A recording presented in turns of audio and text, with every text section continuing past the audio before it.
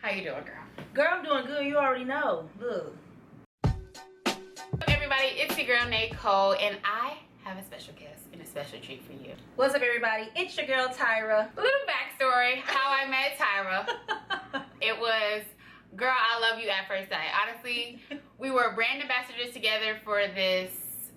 What it was for Hilton Hotel passport photos. Yes. And we were some photographers out there in these streets getting that money. I'ma just leave it at that. And I had just got to LA. Like I had been in LA for like 2 weeks. I was not here long at all. You did, right? I was like, who is this girl in this yellow jacket? I remember, yes. I was sitting and I was just looking around like, I don't know none of these folks. I don't even know how we started talking, but then I remember the lady being like, okay, if you can take photos, go to this side, you're gonna be paid this much. And we was like, exactly. We was like, oh, 26 an hour. Hey, okay, right? Here. But anyway, so today we are doing my Keep It Light conversations. And today's topic just so happens to be right up our alley. It is living in your 20s, reality versus expectation, and adapting to change. Oh gosh.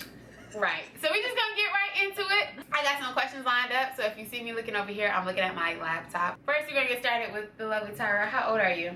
I'm 25. 25. How are you? I'm shucks.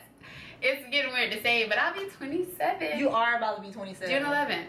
Wow, you about to be 20 freaking 7. Okay. If you could give me one word to describe your 20s thus far, what would it be? Like this is hard. The first word, like, you should have gave me these questions to review. My 20s, like an adjective or like a noun. What you want? Like the first word that comes when you say 25. Okay, so the first word that came to my mind was monumental. My 20s have been very monumental, but that's not saying a lot because I'm only in my 20s, but they have been monumental. Which leads to my you said monumental, and yes. You're 25. Yes. Looking back on when you were in your teens, 16, 17, it's okay. I wanted to be keeping like conversation. What did you think 25 would be like? Did you think it would look like this now? Girl, no. I thought I was gonna be married. 2-3 kids. Well, career already popping. Okay. Long, luscious hair, fine husband. Tall, chocolate man. What a dream. I ain't got none of that. None of that. I mean, I got my career is on the rise, but I wholeheartedly thought that I was gonna be a big time actress by now, having a house and pool together, two big poodles. Like, I mean, I still have my little poodle Lexi. She's been rocking with me since I was 10 years old. I didn't think I would have her, so that's a nice surprise. I thought she would have been gone by now, but she's still here. And God said, hold up, wait a minute, right, let me show you how this really go. Right. So when you say monumental, define that, like, because that still means that you witnessed growth, you have a lot of experience. So yeah, so monumental for me means that a lot of big things have happened in my life, whether it be good things or even bad things. And I don't really think monumental necessarily means positive. I love that answer, because it actually leads me to my second question. Tell me about a pivotal moment in your 20s, like when you were like, okay, I know it ain't going the way I thought it was gonna go, but I need to reel it in or figure it out somehow. And how effective were you in trying to plan that out versus what actually went down, outside of we was getting married and chocolate babies? I can't wait to have chocolate babies.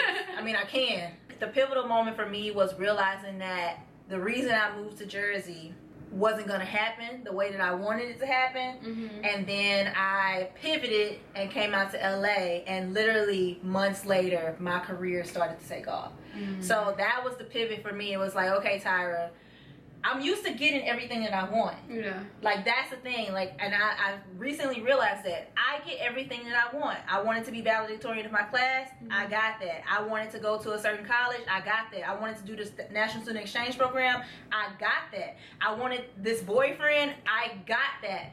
And as soon as I graduated and moved back to Jersey, and I even moved back to Jersey when I wanted to. Like, I got that. So whenever I moved back and I was like, okay, well, this is what I want. And and a part of that wasn't working. I think it was more so of a I'm not getting what I want, and I'm like, okay, Tyra, you ain't always gonna be able to get what you want. And I had to really think, well, this is God telling you that this is not the door that he wants you to walk through.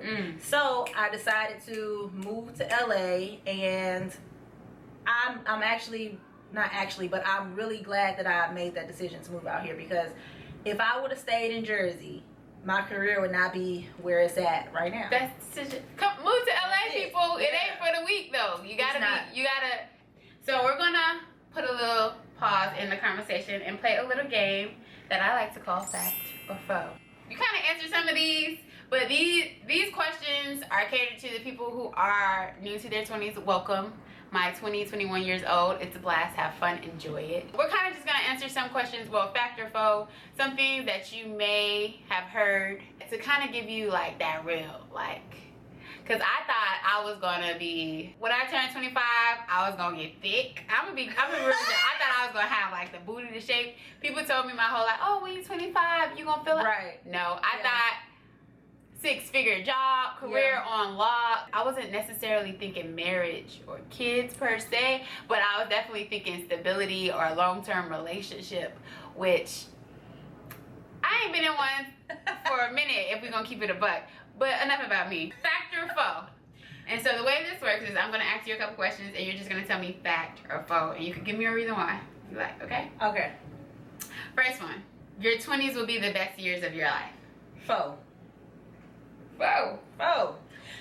Because you're like, that's the thing. Like, I think people who settle and people who are comfortable, they the ones that say that kind of stuff, because I'm trying to be living my best life at 30, at 40, at 50, at 60, at 70, at 80. Like, there's always new things that you can do and new things that you can accomplish and new things to learn. Like, you're still growing as a person. So I'm not going to always be looking in the rear view like, oh, my 20s, I was this and that.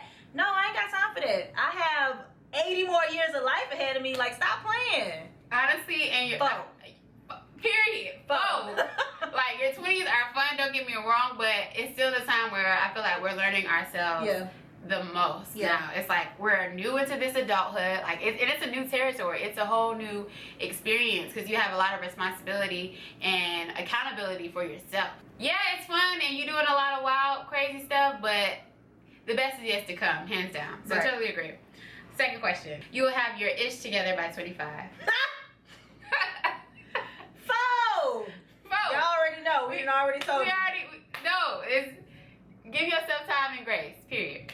I think you can have your stuff together by 25. I just don't think that everybody it's not like a thing where everybody has to have their stuff together by 25. Yes, I love the clarification on that, because there are some young entrepreneurs and people out there who trajectory in life which is different. But just because you don't have it at 25 doesn't mean you're going to be a failure for the rest of your 20s or older in age. So totally agree. And I'm about to be 27. And let me tell you, we still getting it together. Next question. Whew, these are kind of, I feel like I set myself up for this. Your 20s are going to go as planned. Or like, they are going as the way you planned them. The way that I planned them when? I have a follow-up question. Cause right now they are going to plan, but they not going to the plan that 15-year-old Tyra had. How often do you feel that you have to like adjust your plan? Constantly, because if we knew everything, everybody would be rich, millionaires, and all this kind of stuff. The struggle would not exist. Okay? Right, that's there would pretty be much no struggle. Yes, okay. Last one. Dating in your 20s is tricky. What do you mean tricky? Dang. See, that's I meant to read. What do you define it? Dating in your 20s. I didn't want to say it's super easy, because it's not. I'm gonna edit that one out, because it ain't. It ain't easy. No, it's not easy. It's not simplified. It's not just you out here in these streets. So might leave that in. When you're growing in your 20s, life comes at you so fast. Like, there's so many different things that it's just inevitable for you to just be aware of them all, or you just don't know how they're going to affect you. So I constantly find myself readjusting, especially with now going on.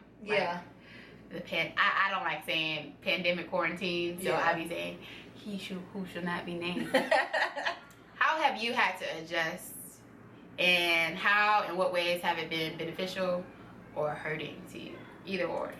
I think the only way that adjusting has like hurt is the being uncomfortable in the adjustment. Mm-hmm. But I've had to adjust like 24/7. Like it's a constant thing. So when I first moved out here, I lived with Tal. Mm-hmm. We couldn't live together. Mm-hmm. So I had to get my own space, and I was scared to do that because it's like, hold up, LA expensive. I don't know if I can do this. But now I'm literally paying the same thing that I was paying in my other apartment now because my rent just went up. Mm-hmm. But like I didn't think that I can do that, and it was very uncomfortable for me. But it's like the thing that keeps me putting one foot in front of the other is the fact that I know that I have to do this.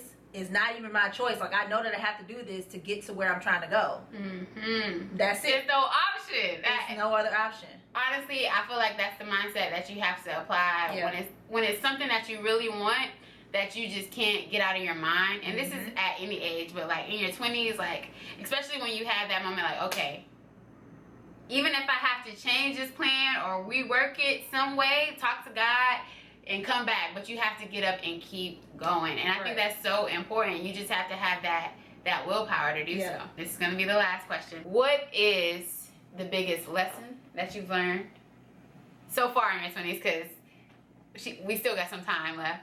And what advice could you give others? I guess the biggest lesson that I have learned, or the most important in this time in my life, is to take my mental health seriously. That's the biggest lesson that I've learned. I started going to therapy at the end of last year and love it. Started doing self-care and really listening to the types of things that I like to do, the types of things that make me happy and put me in my feel-good space. I guess the advice that I would give is to, no, that's cliche. I'm going to say something else. I was about to say, enjoy the moment. But that's it's so real. true. Enjoy but it. That is so true, because even though people was saying that to me, I'm like, okay, I enjoy it. So I guess I would say, like, really enjoy the moment and don't be afraid to live. Like, don't think that you have to do everything right, because I tried to do everything right and I still was doing a lot of stuff wrong. So you might as well do what you want to do as long as it's not going to kill you. There you have it. I definitely say enjoy the moment and give yourself grace, because everything is not going to go as the way you plan it, and that's okay. Like, don't freak out. Like, give yourself a moment, breathe, and just replan and just get back up and kill it. Like, dust yourself off and try again. I think Aaliyah said that, but it's very relevant. Anyway, that brings us to the end of the first episode of Keep It Light Conversations. I would like to thank my homegirl, Tyra the Creative. Go ahead and tell the people where they can find you. So you can find me on all my social media handles at Tyra the Creative. Thank you guys so much for tuning in. If you like this video, definitely give it a thumbs up. Go ahead and share it. All that great stuff. It's been fun. I will see you guys in the next one. Remember to always be loved, and most importantly, be light. Peace. And it's on what? Period. I think I said that like 20 times. You did. You said period. Why that punctuation is just so very important to me. Punctuation is important. Period.